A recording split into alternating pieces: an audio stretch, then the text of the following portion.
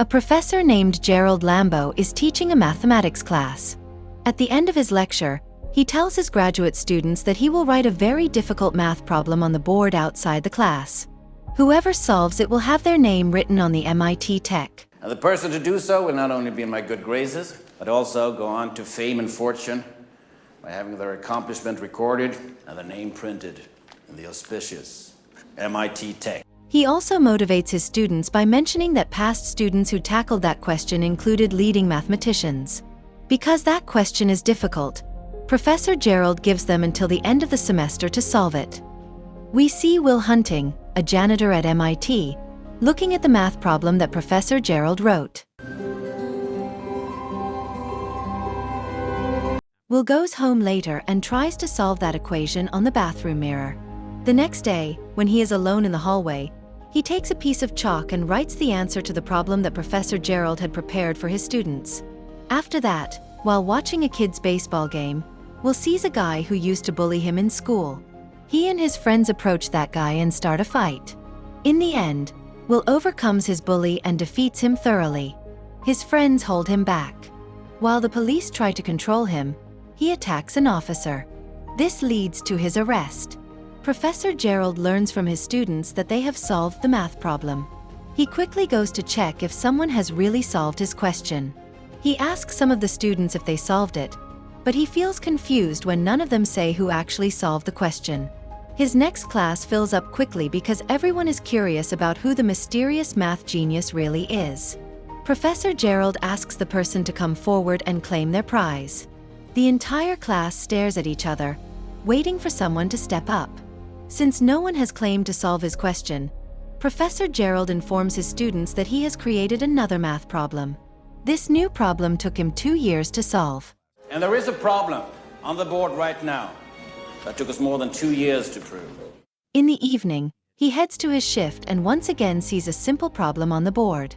He starts solving it quickly, trying to finish before anyone notices him.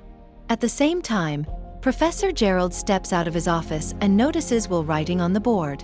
He attempts to confront Will, believing that he was simply drawing graffiti on the board.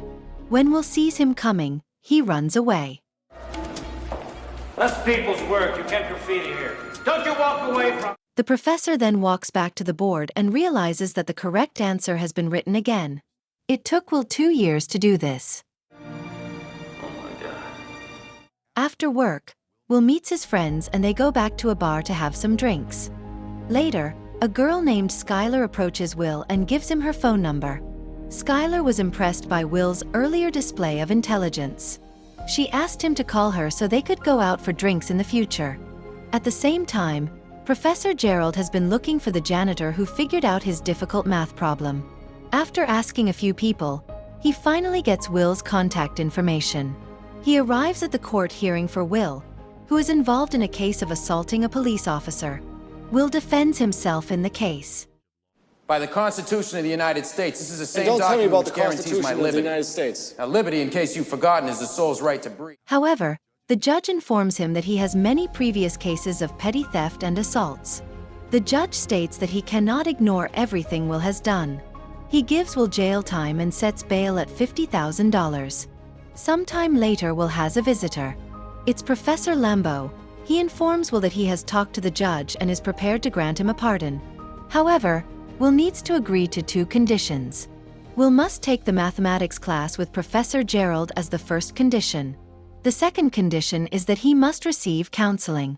Will laughs at the idea of seeing a therapist. And I'm responsible to submit reports on this.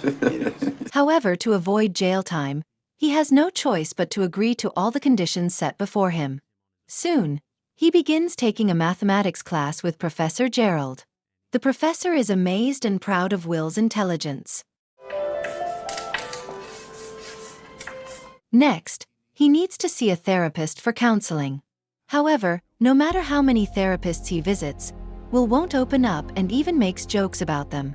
He reads their books the night before and makes fun of them during his counseling sessions. Hey, afternoon delight. As a final option, Professor Gerald seeks help from his old friend, Sean Maguire, who currently teaches psychology at a community college. Maureen, Stop their oral fixation for a moment and join us. Sean initially claims he doesn't have time for this. However, Professor Gerald insists that he should help Will. He believes Will is a genius, and Sean's guidance can help Will reach his full potential in life. This Romano, John, his genius was unparalleled, Sean. Sean finally agrees and meets Will. During his first therapy session, Sean requested that Professor Gerald and his assistant leave the room. Similar to his past therapist, Will starts to joke about Sean's collection of books. Sean understands that Will is using a defense mechanism and is intentionally trying to provoke him. So, Sean stays calm and talks to Will normally, without asking about his life. Will then notices a painting that Sean painted himself. Will looks at the painting and quotes some art books. He makes a few incorrect assumptions about Sean's life. Sean doesn't react to Will's insults again. However, when Will mentions his wife, Sean becomes a bit irritated. Will understands that Sean's vulnerability is his wife, so he continues to mention her. He wanted to know if Sean's wife was being unfaithful. If you ever disrespect my wife again, I will end you. Time's up. He tells Will to always respect his wife and never be disrespectful. Professor Gerald noticed Sean's mood and thought he wouldn't want to have more sessions with Will. However, to everyone's surprise, Sean requested to continue his sessions with Will starting next week. After his counseling session, Will goes out on a date with Skylar. During their date, Will discovers that Skylar comes from a wealthy family and is attending Harvard. They quickly become friends and have a great time together. At the end of their first date, they share a kiss. Will arrives at Sean's office next week. Sean asks him to come outside with him. Sean takes Will to a park and talks with him. He tells Will that he thought a lot about what he said and his painting. After a while, he realized that Will is just a kid who doesn't know what he's talking about. Sean tells Will that, just like he cannot make assumptions about someone else's life by reading a few art books, he cannot understand Will's problems simply because he has a degree in psychology. Sean understands that Will doesn't want to talk because he's afraid of what he might say. However, at some point Will need to start speaking. Otherwise, he will miss out on the best things in life. Will returns to his life, where his friend Chucky picks him up and drives him to their job at a construction site. He calls Skylar. However, he is afraid to talk to her. During his third therapy session with Sean, Will remains silent, and Sean does too. They remained quiet for the entire hour. The fourth session begins in a similar way, with Will not saying anything. However, out of boredom, Will decides to tell a joke to Sean. Sean took the chance to ask if he has a girlfriend. Will then tells him about Skylar. He explains that he hasn't been in contact with her since their first date. Sean asked why. Will replies that he feels Skylar is too good for him. Will goes to Skylar's dorm and asks her out again. Skylar says she wants to go out with him. However, she has a complicated problem to solve. All right, But then maybe some other time. like tomorrow? Skylar and Will are ready for their second date, with no worries holding them back. Skylar asks Will about his family. Will lies to her, saying that he has 12 brothers. 8? How many? I have 12 big brothers. You do not I have swear to 12 God, I brothers. swear to God, I'm lucky 13. Skylar asks Will to share the names of all his brothers. Will responds by listing 12 random names in order. Skylar doubts if Will is telling the truth. She asks him to say them all again. Being the genius he is, Will repeats the names in the correct order. Say it again. Maki, Ricky, Danny, Terry, Mikey, Davey, Timmy, Tommy, Joey, Robbie, Johnny, and Brian. He meets Sean at his next therapy session. He asks Sean if he has ever regretted meeting his wife. After all, she passed away, and he was left with a lot of pain to handle. Sean answers his question by sharing the story of how he met his wife. He says he first saw his wife while waiting in line with his friends to get tickets for an iconic baseball game. Will feels excited because he thinks Sean saw the game live in the audience instead of watching it on TV. He asks about the moment, and Sean shares all the details of that game. However, Sean then admits that he only watched the game later on TV. Skylar asked Will to introduce her to his friends and family. Will is still not telling her the truth about his life. However, He agrees to introduce her to his friends, even though he is hesitant. Skylar, Will, and his friends are at a bar. Skylar appears to enjoy being with his friends. She has a great time with them and tells a few jokes, which makes everyone laugh. At the same time, Professor Gerald asks Sean how Will was doing. Sean says that Will has started to open up slowly. However, he will need more time before he feels fully comfortable talking about his life and why he is afraid to trust anyone. Professor Gerald shares that he has been setting up job interviews for Will at leading mathematics institutes. Once Will overcomes his mental challenges, nothing will hold him back from making a name for himself in the mathematics field. Sean argues that they shouldn't decide Will's life for him and should support his choices. However, Professor Gerald insists that he won't allow Will's talent to be wasted. Will doesn't want to take that job, so he sends his friend Chucky to the interview instead of himself. One night, while they were talking about their lives, Skylar asked Will if he would move to California with her. When Skylar expresses her desires, Will begins to feel anxious and states that he cannot move out with her. Skylar asked why he is afraid to commit to her and why he never tells her the truth. She mentions that Will lied to her about having 12 brothers. Will completely loses his cool after being called a liar. He tells her that he was an orphan. He spent most of his life moving from one foster parent to another. He also shares with her that he was abused and beaten by his foster father. Skylar begins to cry and tells Will that she wants to be with him and help him. However, Will pushes her away, saying he doesn't need anyone's help. Will clearly has a fear of abandonment. He believes that anyone he loves will leave his life. Skylar cries, saying she really loves him and will not leave him. However, Will lies, claiming he doesn't love her back. He walks out, leaving Skylar to cry alone in her room. Will agrees to go to a job interview after Professor Gerald persuades him. Will arrives at the interview but does not try to get the job. Oh, come on. I mean, that is what you do. You guys handle 80% of the intelligence workload.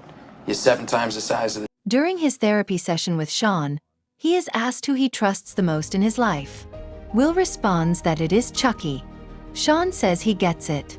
Chucky will sacrifice himself for Will, but he won't grasp his profound emotions. Sean asks how he plans to earn a living. Will replies that he'll work as a construction worker in Boston for the rest of his life. Sean talks to Will about his fear of stepping outside his comfort zone. He explains how this fear can prevent Will from living his best life. Sean doesn't make him take the job that Professor Gerald has planned for him. Instead, he asks Will what he truly wants to do in his life. Will says that he wants to be a shepherd. Since Will isn't serious, Sean asks him to leave the office. He says he doesn't want to waste his time if Will is not going to be honest. Will becomes angry and starts shouting at Sean. Who's your soulmate? You want to talk about soulmates? Before Skylar leaves for California, Will calls her to say goodbye. Skylar tells Will that she loves him, hoping to get back together. Will smiles, but he is too afraid to say it back. He worries that it will only lead to heartbreak. I love you. Take care. Will talks to Chucky and tells him that he doesn't want to get a job. He also mentions that he broke up with Skylar. When asked what he wants to do for the rest of his life, Will says he plans to live in Boston forever. He wants to be neighbors with Chucky and work with him in construction. After hearing his answer, Chucky decides to be honest with him. He tells Will that it hurts him to see his friend waste his life when there is so much more he can achieve and be happy. Chucky has just one wish. Every day, when he comes to pick up Will at his house, he wishes Will were not there. Chucky hopes that Will leave his terrible life and begin doing something to make it meaningful. At the same time, Professor Gerald is having a discussion with Sean.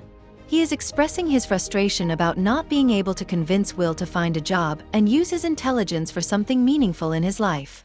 I don't care if you have a few laughs, even at my expense, but don't you dare undermine what I'm... Sean believes that they should not hurry Will into making important life decisions when he is uncertain about what he wants to do. He explains that Will fears being abandoned. As a result, he pushes people away before getting too close. Sean believes they should support Will in whatever he chooses to do and not pressure him into getting a job that he might end up disliking. However, Professor Gerald disagrees with this.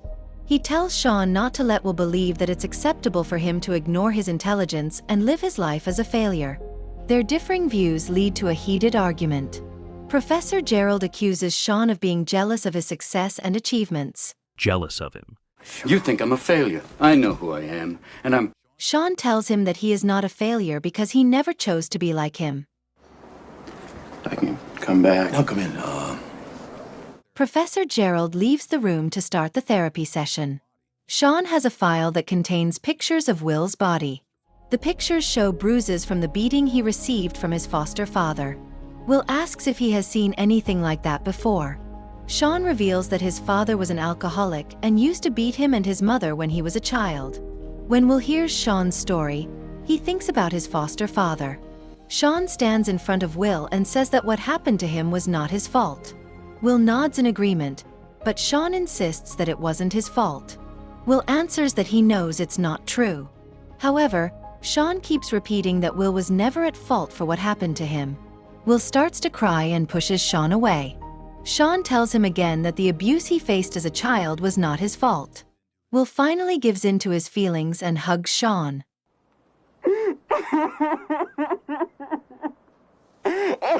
He is finally ready to let go of his past and move forward in his life. He informs Sean that he will take one of the jobs that Professor Gerald has arranged for him. With this, his final therapy session with Sean comes to an end. Will asks if he can keep in touch with him. Sean replies that he is always there for him and encourages him to follow his heart. Will hugs Sean before saying a final goodbye. Chucky, Billy, and Morgan give him a car as a gift for his 21st birthday. The car isn't brand new. However, Will is happy with the gift because it's from his best friends. At the same time, Professor Gerald approaches Sean and says sorry for his previous comments. Sean and his friend make up, and Sean shares that he is going on a world tour. As Sean packs his luggage, Will drives to his house and watches him prepare for his trip. He places a letter in Sean's mailbox before driving away. Chucky goes to pick up Will at his house. He knocks on the door. There is no answer. He looks through the windows and notices that Will is not at home. Chucky smiles when he sees that Will has finally made a decision about his future. Sean receives the letter that Will left behind. Will writes in the letter that he is not accepting the job. Instead, he is going to California to meet Skylar. Sean smiles and returns to his house. The movie ends with Will heading back to reunite with Skylar.